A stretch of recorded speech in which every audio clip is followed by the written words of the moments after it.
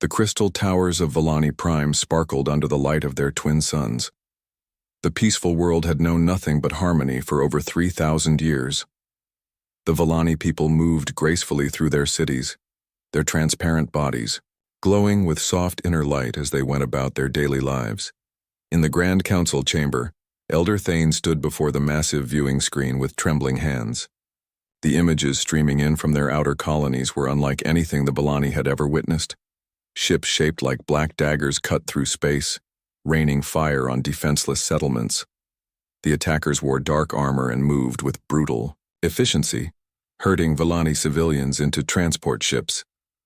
"How many worlds have fallen?" Thane asked, his voice barely above a whisper.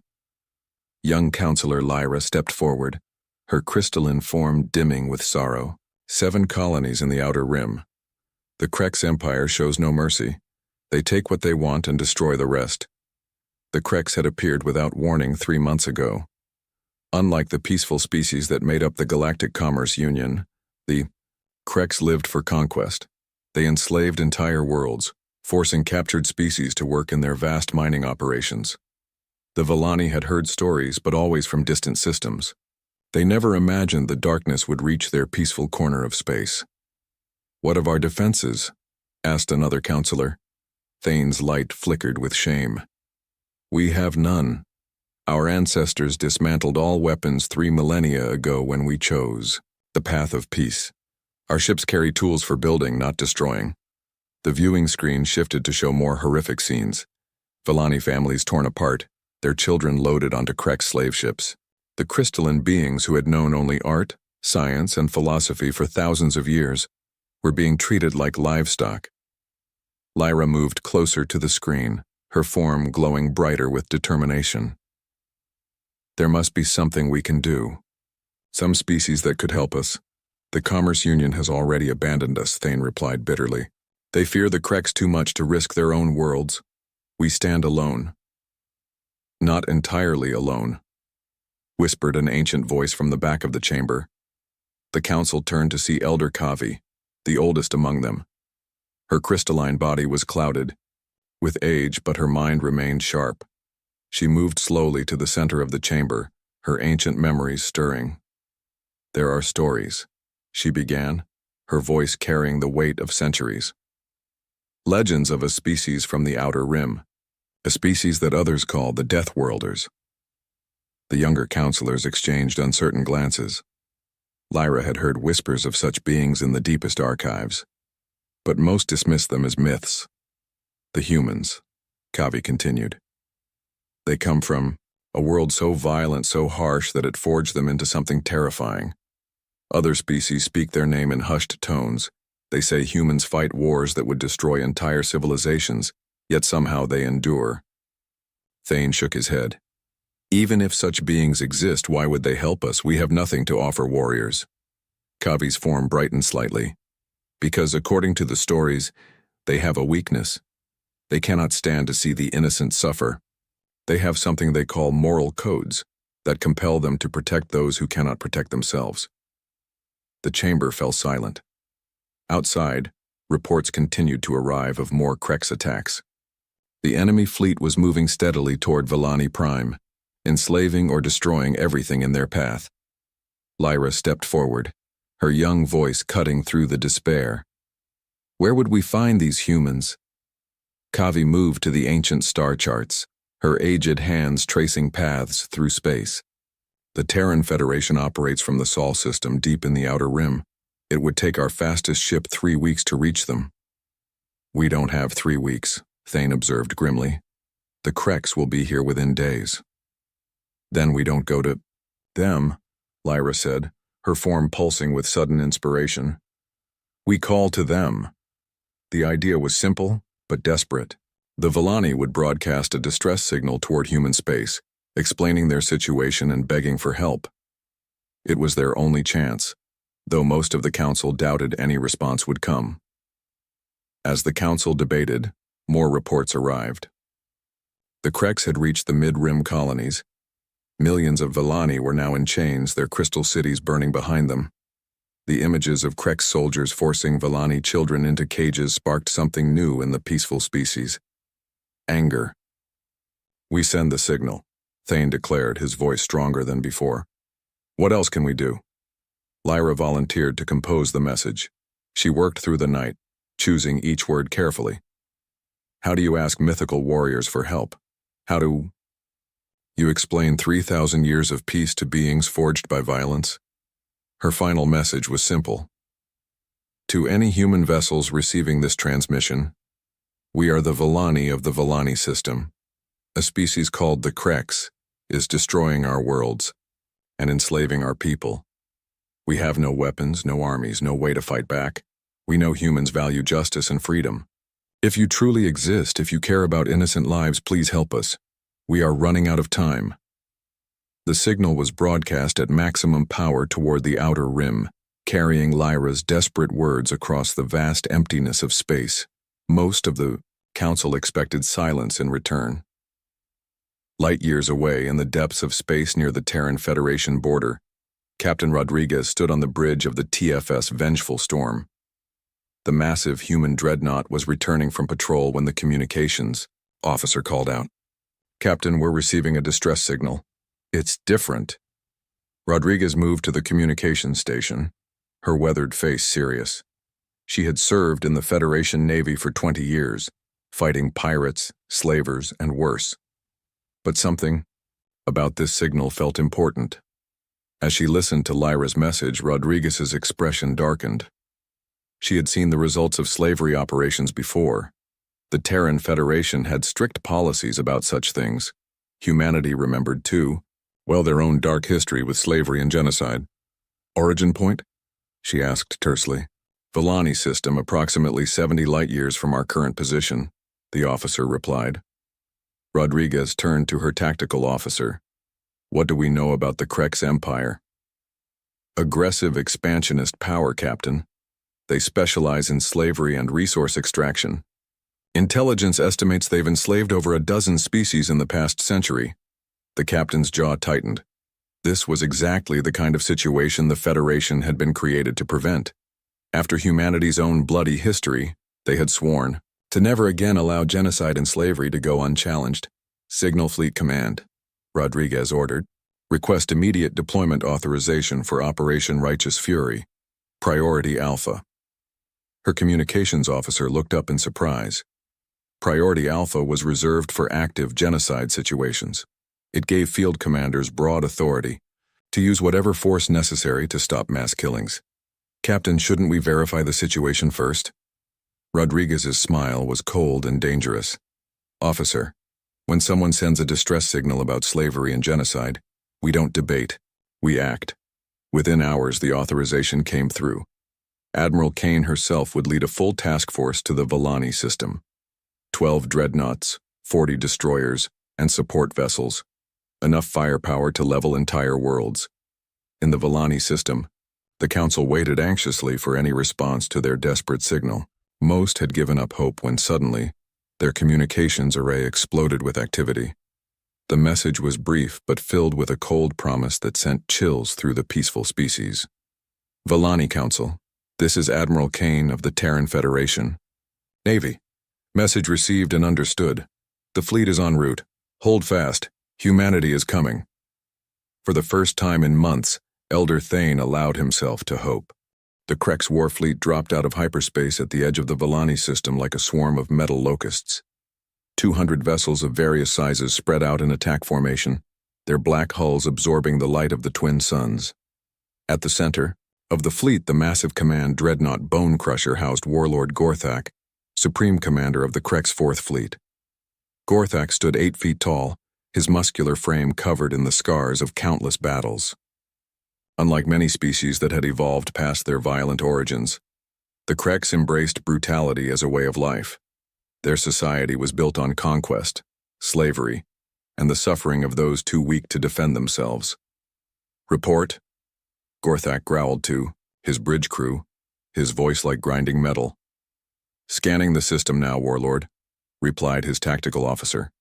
7 planets, 2 inhabited worlds. The primary world shows massive population centers but no military installations, no defensive platforms, no patrol fleets.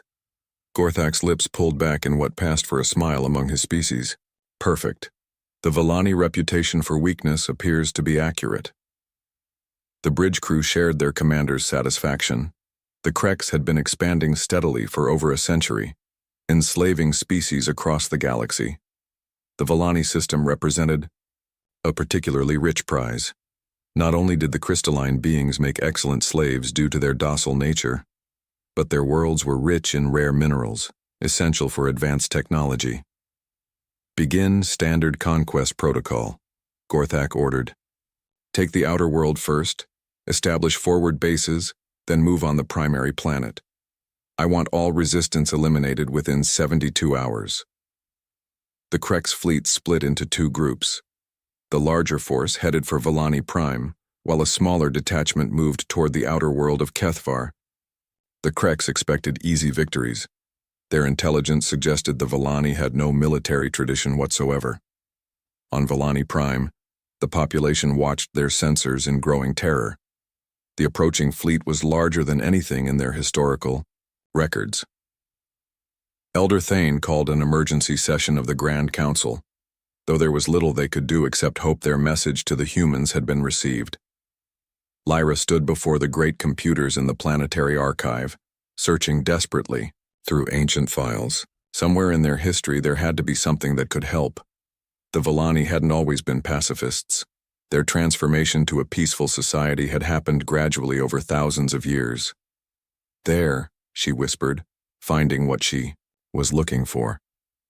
The Guardian Protocol. Deep beneath Volani Prime lay the remnants of their ancestors' defensive systems, massive shield generators and energy weapons that had been deactivated during the Great Peace 3 millennia ago. The weapons had been left intact, just in case they were ever needed again. The problem was that no living Volani knew how to operate them. The knowledge had been deliberately erased to ensure their species could never return to violent ways. Meanwhile, the Kreks fleet reached Kethvar and began their assault. The outer world fell within hours, its population of 3 million Volani, rounded up and herded into temporary camps. Krek soldiers moved through the crystal cities, selecting the strongest and smartest for slavery, while destroying anything of no immediate value. Reports from Kethvar reached Volani Prime showing the brutal efficiency of Kreks operations. Families were separated without regard for bonds of love or kinship. Children were sorted by age and physical capability. The elderly and sick were simply eliminated as useless. The horror of these images galvanized something in the peaceful Volani that hadn't been seen for 3,000 years: rage. Lyra felt it burning in her crystalline core as she worked frantically to decode the ancient defense systems. "How long until they reach us?" she asked Elder Thane, who had joined her in the archives. 2 days at most, Thane replied grimly. "The humans sent word that they are coming, but can they arrive in time?" Lyra didn't answer. She was too busy trying to understand technology that their ancestors had deliberately made obscure. The Guardian Protocol wasn't just defensive systems, it was an entire network that could turn their peaceful world into a fortress. Above them, the Kreks advance fleet took positions around Volani Prime. Gorthak himself transferred to a smaller, more maneuverable ship to oversee the planetary assault personally. He enjoyed watching the fear in his victims' eyes when they realized their situation was hopeless. "Broadcasting surrender demand," announced his communications officer. Gorthak's message was simple and brutal. "People of Volani Prime, you have 1 hour to surrender unconditionally. Open your cities, gather in designated areas, and prepare for processing. Resistance will result in the complete destruction of your civilization." The response from the Volani Council was equally brief. "We refuse." The words were spoken by Lyra, who had convinced the Council to reject surrender. Better to die free than live in chains, she had argued. The peaceful Volani had finally found something worth fighting for: their children's future. Gorthak actually laughed at the response. "Excellent. I was hoping they would resist. It makes the conquest more entertaining." The first Kreks assault. Ships launched from their fleet, heading for the major population centers on Volani Prime. They expected to face nothing more dangerous than panicked civilians and perhaps some security forces with basic weapons.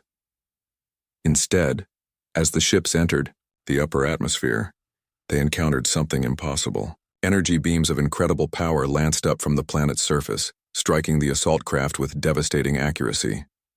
Half the first wave was destroyed before they could even return fire. "What was that?" Gorthak roared at his tactical officer, unknown energy signatures warlord. "The planet appears to have defensive systems that weren't detected in our initial scans."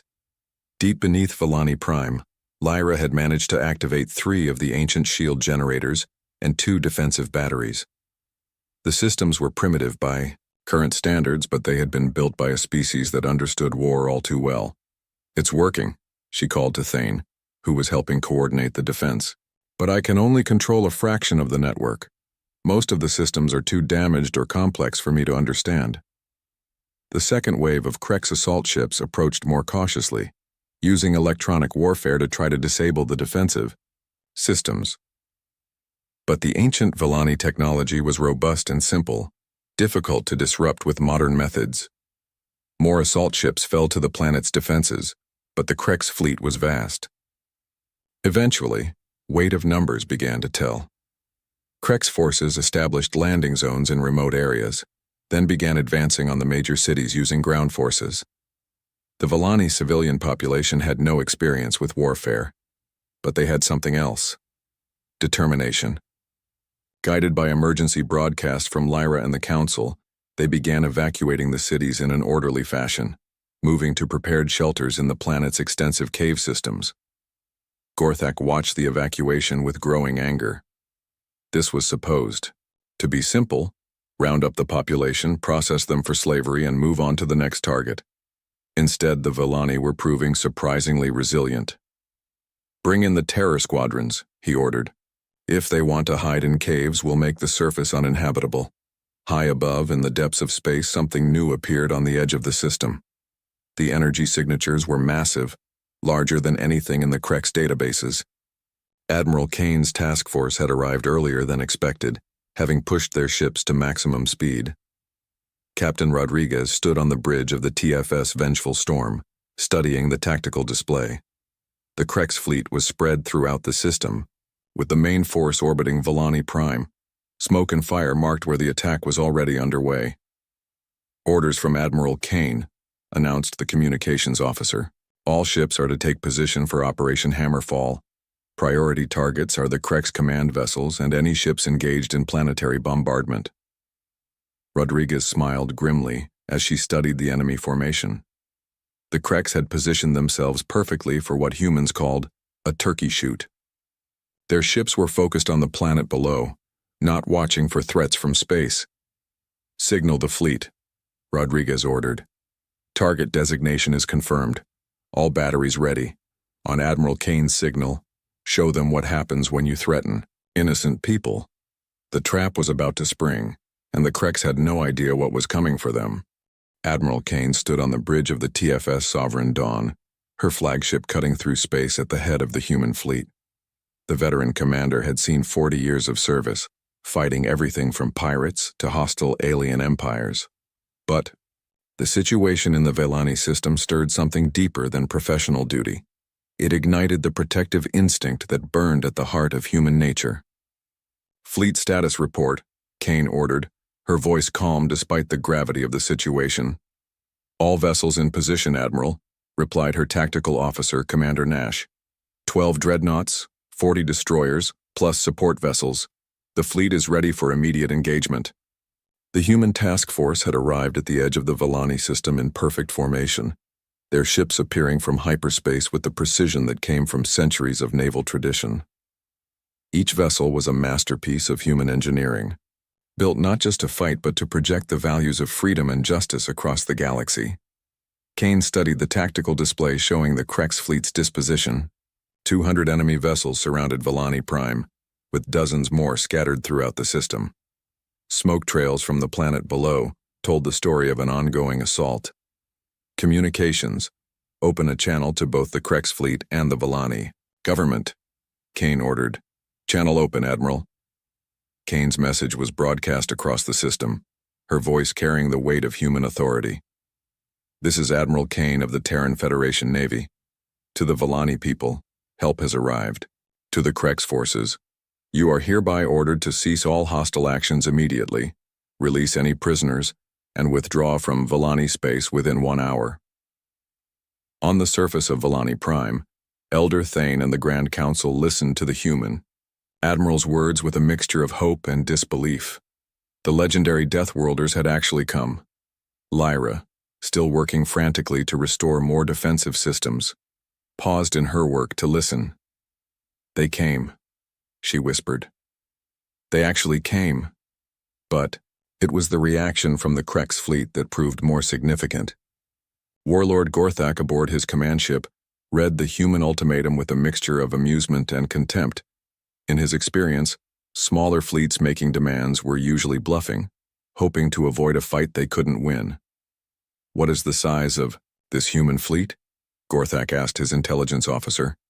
52 vessels total, Warlord. We outnumber them nearly 4-1. Gorthak's scarred face twisted into a cruel smile.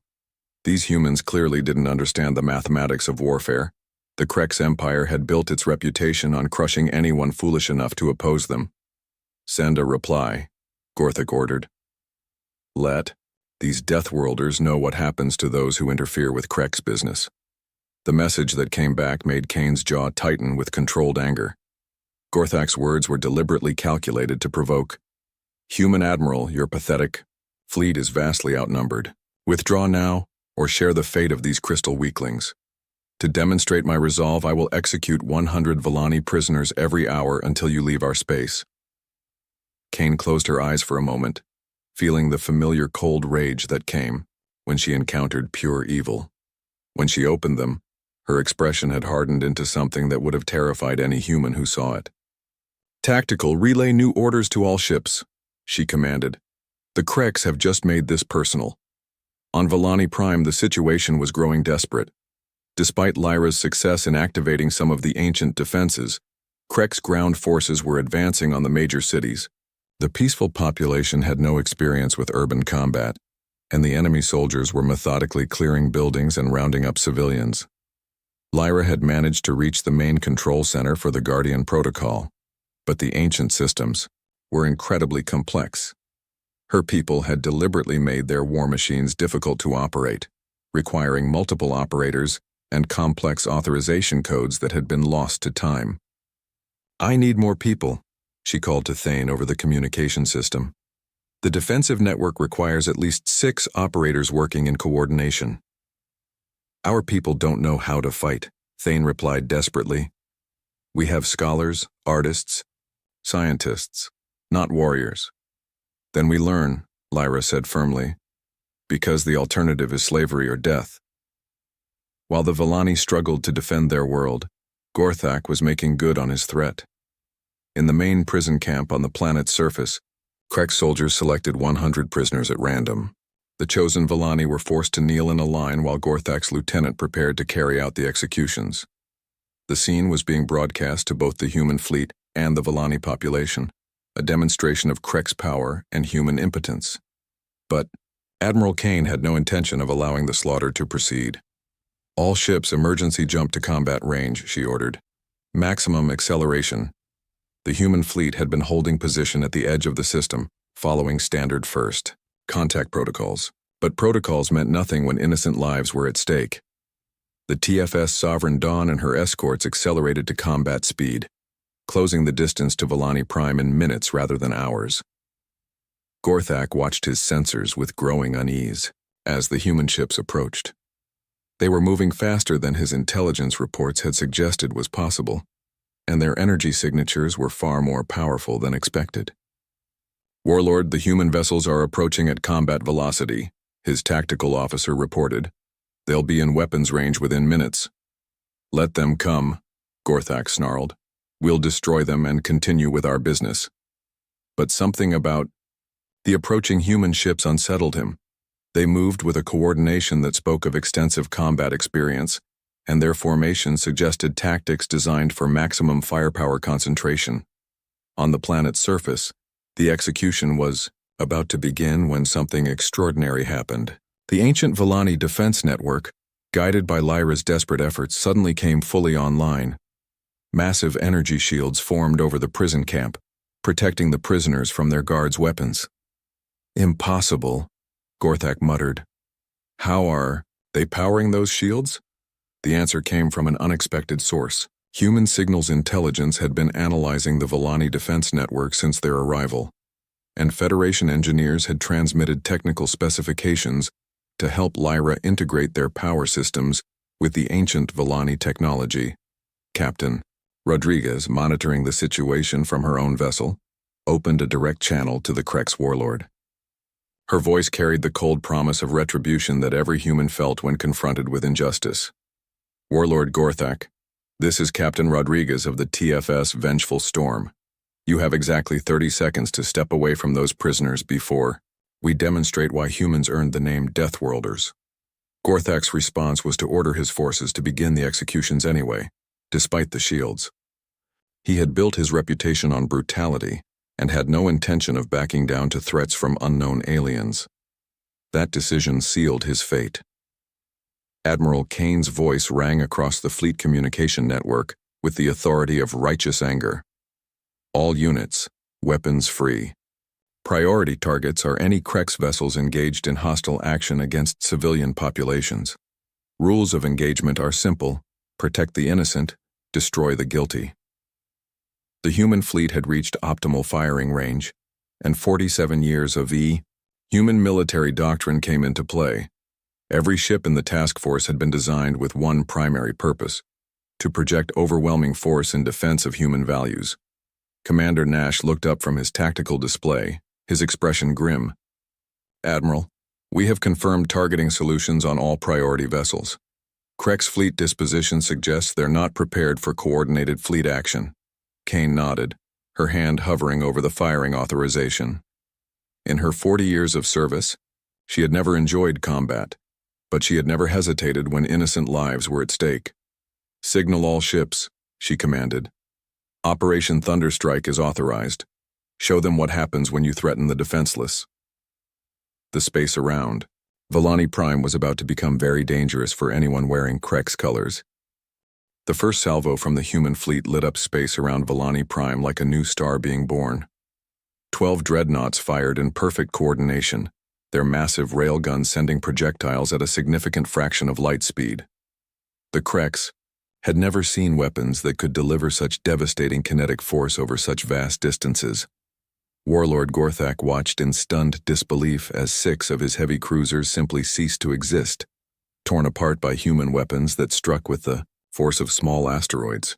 The remaining Krex ships scattered, abandoning their organized formation as they tried to comprehend what they were facing. "Return fire," Gorthak screamed at his bridge crew.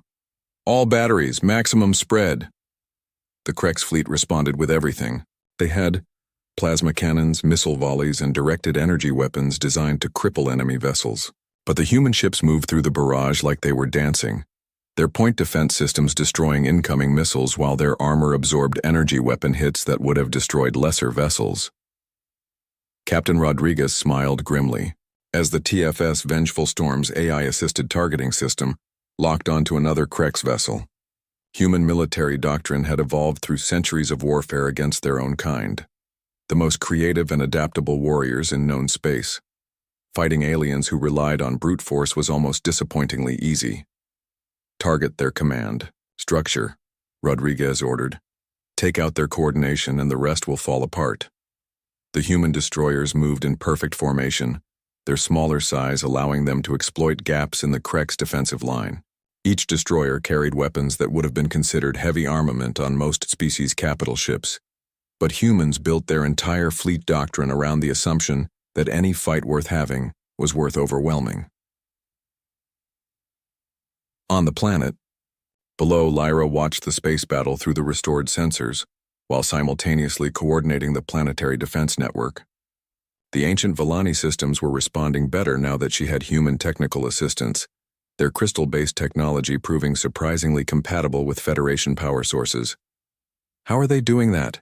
she asked in wonder, watching human ships maneuver through what should have been certain destruction. The answer came from Commander Blake, the human Marine who had volunteered to coordinate ground operations from the Planetary Command Center. Years of practice, mostly. Humans have been fighting each other for most of our history. When your enemy is as clever and vicious as you are, you learn to be very good at war. Blake was preparing his own part of the operation, Marine assault. Teams ready to deploy via drop pods directly into Krex-controlled areas. The human Marines were equipped with power armor that turned each soldier into a walking weapons platform, capable of operating in any environment from vacuum to toxic atmosphere. Ground assault teams, prepare for immediate deployment, Blake announced. Primary objective is prisoner liberation. Secondary objective is elimination of Krex ground forces. Rules of engagement are weapons free on any Krex personnel, but be advised we have friendly civilians throughout the area. The drop pods launched from human ships even as the space battle raged overhead.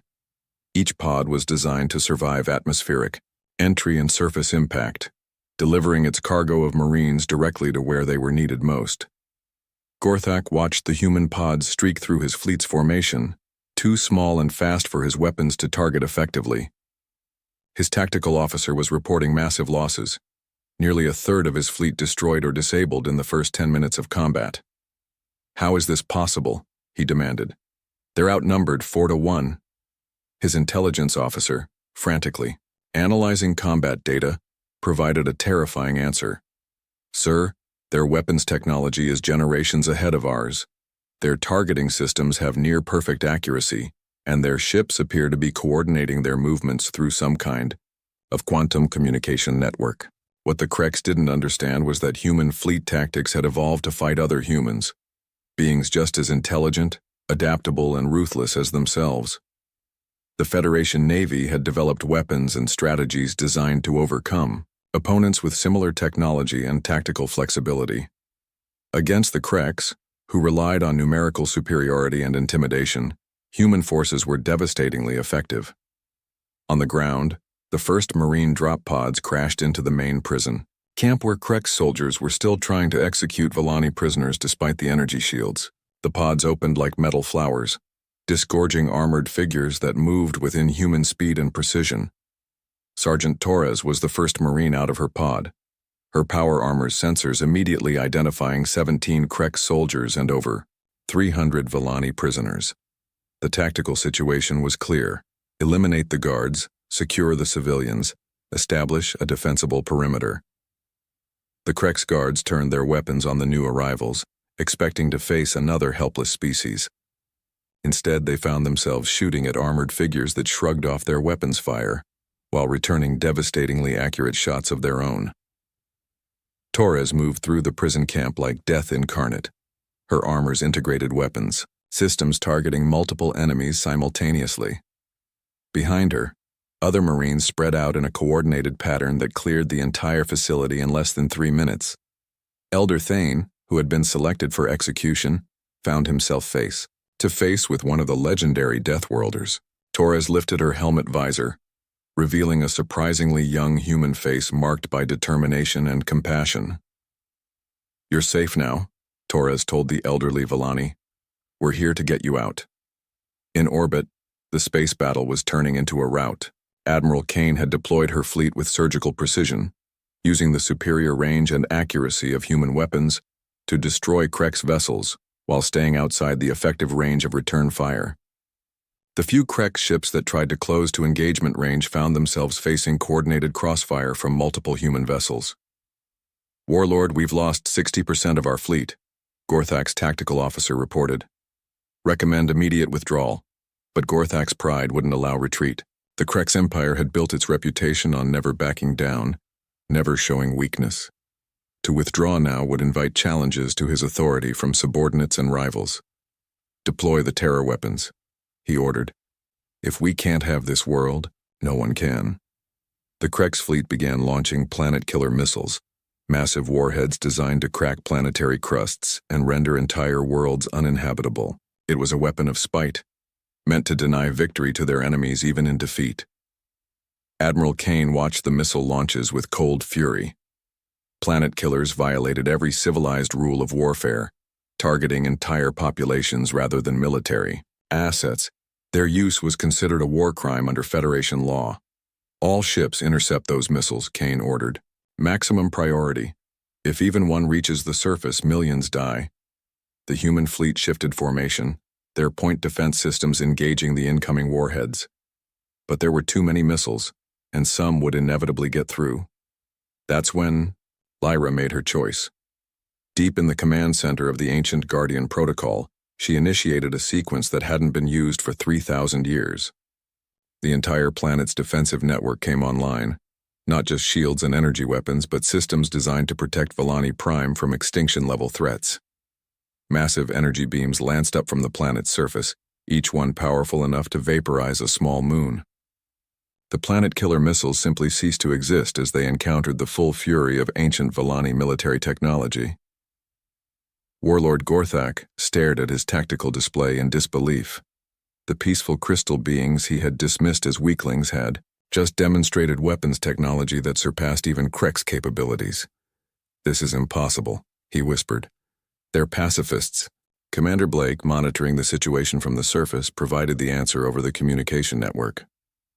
"They're not pacifists by nature, Warlord. They chose peace. But when you threaten their families, their children, their very existence, well, that's when you learn why they needed to make that choice in the first place." The combination of human fleet tactics and awakened Volani defenses proved unstoppable. Krek's ships began surrendering or attempting to flee the system, their morale completely broken by the devastating losses they had suffered. Captain Rodriguez opened a channel to the remaining Krek's forces, her voice carrying the authority of absolute victory. "Attention, Krek's vessels, you are defeated. Surrender immediately and prepare to be boarded, or continue fighting and be destroyed. You have 60 seconds to decide." Most of the surviving Krek's ships chose surrender, but Warlord Gorthak, his pride wounded beyond repair, made one final desperate gambit. His flagship charged directly at Admiral Kane's position, weapons blazing in a suicidal attack run. The TFS Sovereign Dawn waited until the Krek's dreadnought was at point-blank range, then fired a single shot from its main gun. The projectile struck Gorthak's ship dead center, the kinetic energy tearing the massive vessel in half. As debris from the Krek's flagship rained down on Volani Prime's upper atmosphere like falling stars, Admiral Kane opened a communication channel to the planet below. "Volani Council, this is Admiral Kane. The immediate threat has been eliminated. However, our intelligence suggests this was only a minor fleet from the Krek's empire. The main force will likely arrive soon, and when they do, they'll be expecting a fight." 3 days after the destruction of Warlord Gorthak's fleet, long-range sensors detected the massive energy signatures of the Krek's reinforcement fleet approaching the Volani system. Fleet Admiral Vorthak commanded over 800 vessels, battlecruisers, dreadnoughts, and carrier ships that dwarfed anything seen in the previous engagement. Admiral Kane stood in the rebuilt command center on Volani Prime, studying tactical displays alongside Lyra and Elder Thane. The young Volani scientist had become the unofficial liaison between her people and the human fleet, her quick mind grasping military concepts that most of her species found incomprehensible. "They're not taking any chances this time," Kane observed, watching the approaching fleet's formation. 800 ships, including planet crackers designed specifically to destroy worlds from safe distance. Elder Thane's crystalline form dimmed with worry. "Can your fleet handle so many?" Kane's expression was grim but determined. "In a straight fight? No. But we haven't been idle these past 3 days. The time since Gorthak's defeat had been used wisely. Human engineers worked alongside Volani scientists to fully restore the ancient Guardian Protocol, while marine specialists trained selected Volani volunteers in basic defensive tactics. More importantly, they had transformed the entire Volani system into something unprecedented, a hybrid defensive network combining human military technology with Volani crystal-based systems. Lyra led them to the main control chamber where banks of restored ancient computers hummed with new life. "We've integrated human power cores with our ancestors' weapons," she explained. "The crystal matrix can focus and amplify energy beyond anything either technology could achieve alone." The result was staggering. Every asteroid in the system had been equipped with human-built thruster packages and targeting systems, turning space rocks into kinetic weapons. The planets themselves had become massive weapons platforms, their crystal cores channeling energy through focusing arrays that could reach across the solar system. Commander Blake, now serving as military advisor to the Volani Defense Force, pointed to a holographic display showing the system's transformed state. "We've essentially turned your entire star system into a fortress, but it will only work if everyone plays their part perfectly." The plan was audacious and desperate. When the Krex fleet arrived, they would find what appeared to be the same small, human task force orbiting a defenseless world. They would likely attempt to use their planet-killer weapons from maximum range, staying safely outside the range of human ship-based weapons. That's when they would discover their mistake. Fleet Admiral Vorthak was Gorthak's superior and had built his reputation on overwhelming force. Unlike his subordinate, he felt no need to prove his courage through personal combat. His strategy was simple: destroy the human fleet and crack the planet from a safe distance. Maintain formation at maximum weapons range, Vorthak ordered as his fleet approached the outer edge of the Volani system. Deploy planet killers for immediate launch. I want this world reduced to rubble within the hour. His intelligence officer studied the tactical display with puzzlement. Admiral, the human fleet appears to be in the same position as before. They're not attempting to engage us at range.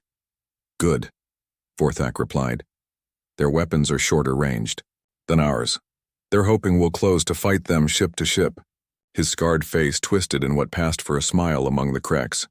Instead, we'll simply eliminate them and their crystal pets from here. The massive Krex fleet spread out in a line formation, their planet-killer weapons charging for simultaneous launch. 800 ships preparing to fire weapons that could crack continental plates and boil away oceans. On Volani Prime, Lyra sat at the central control station of the restored Guardian Protocol, her hands moving across controls that her ancestors had hoped would never be needed again.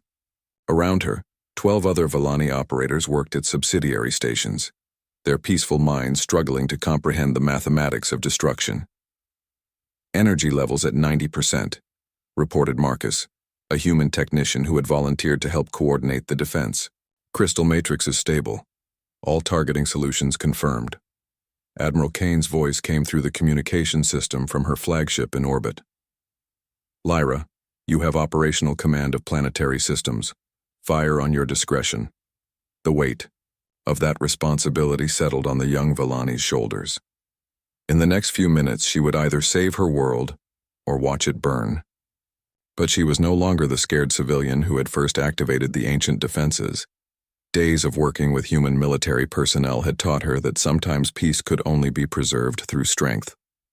Fleet Admiral Vorthak gave the order his fleet had been waiting for. All vessels launch planet killers, maximum spread pattern. Eliminate all life on the target world. 800 ships fired simultaneously, launching enough destructive power to sterilize a dozen worlds. The massive warheads streaked across space toward Volani Prime, their target unable to evade or escape. That's when Lyra sprung the trap. All systems full activation, she announced, her voice carrying across the hybrid human Volani command network. Show them what happens when you threaten our home. The asteroid belt between the outer planets suddenly came alive. Thousands of space rocks that had been drifting in seemingly natural orbits revealed themselves to be weapons platforms. Human thruster systems activated, sending asteroids on precisely calculated intercept courses with the incoming planet-killer missiles. The space between the Krex fleet and Volani Prime became a maze of kinetic projectiles moving at incredible speeds. Planet-killer warheads designed to survive atmospheric entry and surface impact weren't built to handle high-velocity collisions with asteroid-sized objects. The massive explosions as they collided lit up space like a second star. But the asteroid defense was only the beginning. Volani Prime itself opened fire with weapons that defied everything the Krex thought they knew about the peaceful species. Massive energy beams lanced across the solar system, each one carrying enough power to vaporize a capital ship. The planet's crystal core, enhanced with human fusion technology, could channel and focus energy on a scale that dwarfed conventional weapons. Fleet Admiral Vorthak watched his tactical display in growing horror as the space around his fleet filled with devastating weapons fire. Ships that had survived 100 battles simply vanished as the combined human-Volani defense network concentrated its fire on the most dangerous targets. "How is this possible?" he demanded of his science officer. "Our intelligence said they were pacifists." The answer came from an unexpected source. Captain Rodriguez had positioned her ship to intercept Krek's communications, and her voice cut through their command frequency with cold satisfaction. "They are pacifists, Admiral, but they're not helpless, and when you threaten to genocide an entire species, even pacifists will fight back." The Krek's fleet found itself caught in a crossfire that seemed to come from everywhere at once. Human ships struck with surgical precision while Volani planetary weapons provided overwhelming firepower. Asteroids continued to rain down on Krek's formations, guided by targeting systems that could track hundreds of objects simultaneously. But the most devastating surprise was yet to come. Lyra had discovered something in the ancient archives that even she hadn't fully understood until the battle began. The Guardian Protocol wasn't just a defensive system, it was a network that connected all Volani worlds throughout the galaxy. And for the first time in 3,000 years, all of those worlds were activating their dormant weapons simultaneously. Energy. Beams began striking the Krek's fleet from impossible angles, originating from points in space that showed no visible sources. The Kreks were being attacked by weapons fired from Volani colonies dozens of light years away, the shots traveling through some kind of quantum tunneling system that bypassed normal space entirely. Fleet Admiral Vorthak's command ship shuddered under the impact of weapons that seemed to ignore the laws of physics. His fleet was being systematically destroyed by an enemy that could strike from anywhere in the galaxy. "Admiral, we've lost 70% of our fleet," his tactical officer reported. "Recommend immediate withdrawal." But withdrawal was no longer an option. Human ships had moved to block the most likely escape routes, while the Volani quantum weapons could apparently target fleeing vessels regardless of their location. Admiral Kane opened a general communication channel to the surviving Krek's forces, her voice carrying the authority of absolute victory. "Krek's fleet, this is Admiral Kane of the Terran Federation. You are completely surrounded and outgunned. Surrender immediately or face total annihilation. You have 60 seconds to comply." The response was swift. Ship after ship in the Krek's fleet powered down their weapons and transmitted surrender codes.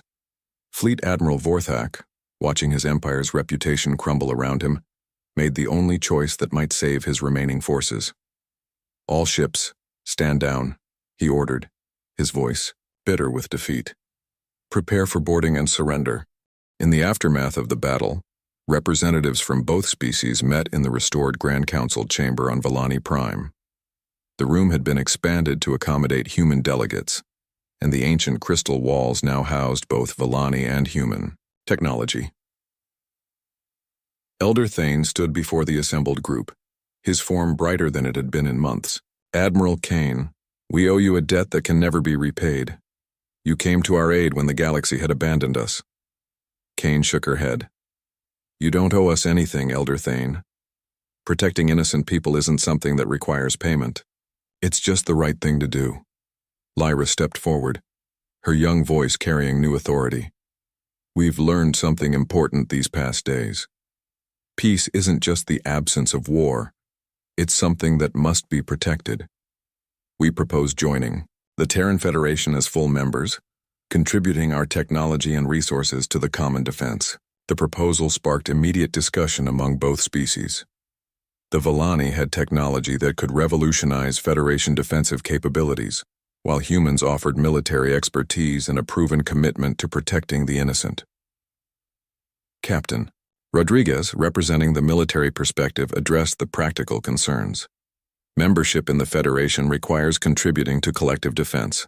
That means Volani crews serving alongside human personnel, Volani worlds hosting Federation bases, and Volani resources supporting military operations.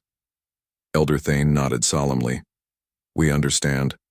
Our ancestors chose to abandon violence, but they left us the tools to defend ourselves when necessary. Perhaps it's time we learn to use them in the service of justice." 3 months later, The first joint Volani human patrol fleet departed for the border regions where other species had sent desperate calls for help. The ships were marvels of hybrid technology, human military engineering enhanced with Volani, crystal-based power systems and quantum communication networks. Lyra, now wearing the uniform of a Federation liaison officer, stood on the bridge of the TFS Crystal Dawn alongside Captain Torres, the former Marine who had become her mentor in military affairs. "Contact on long-range sensors," reported the communications officer. "It's another distress signal, Captain.